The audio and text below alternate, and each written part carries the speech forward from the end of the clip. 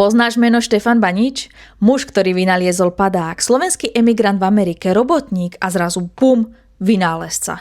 V škole sme sa učili, že je to asi najväčší Slovák. Zvláštne na tom je, že čím viac informácií o ňom som hľadala, tým menej som ich našla.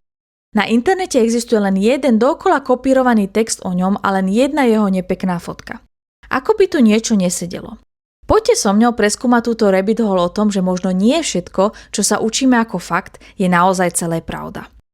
Legenda hovorí, že bol v Amerike v roku 1912 svedkom leteckej nehody a toho malo natoľko otriasť, že sa rozhodol vynaliesť padák. O rok na to predložil svoj vynález na patentovom úrade. O tomto leteckom nešťastí však neexistujú žiadne záznamy a veľa ľudí si skôr myslí, že táto časť story bola vymyslená na wow efekt a nestala sa.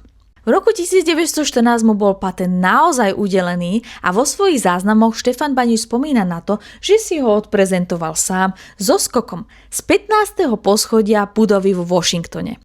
Médiá sa o tom však opäť vôbec nezmienili. Baničov padák sa pripevňoval okolo hrudníka a pripomínal dážnik.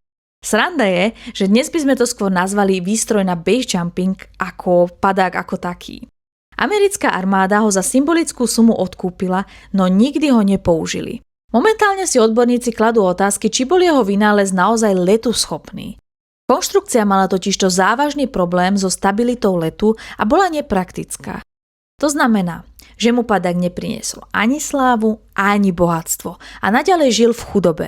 V roku 1921 sa rozhodol pre návrat do vlasti a až do svojej smrti pracoval ako murár, alebo ako iné zdroje uvádzajú v kameňolome.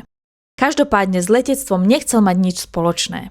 Napriek všetkým týmto informáciám verím, že pán Banič bol šikovný, lebo síce sa o tom nehovorí, ale dal si napríklad patentovať aj drevený 3D hlavolam či motorové sane a ako mladý pomáhal so stavbou Smolenického zámku a neskôr s bratom spolu objavil jaskyňu Triny.